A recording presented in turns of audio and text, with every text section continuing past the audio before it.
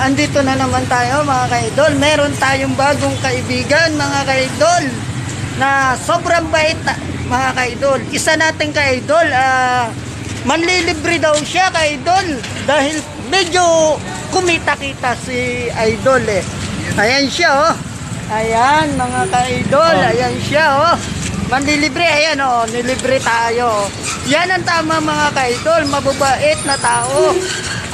Boss, matanong ko lang, paano ba po ang hanap buhay ngayon sa ganitong situation? Ayan, patsagaan lang. Medyo kailangan matibay ang PC. Ayun.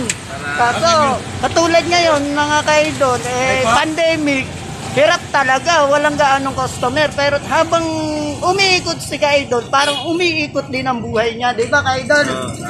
Yan. Thank you ka-idol. Maraming salamat. Binigyan mo kami ng dapat kami ang mamimigay, kami ang nabigyan. Diba mga ka-idol? Maraming salamat.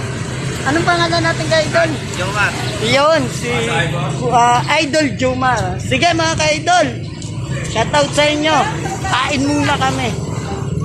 Ayan mga binigyan Ka-idol, kaway. Yan. Lager ka ba sa...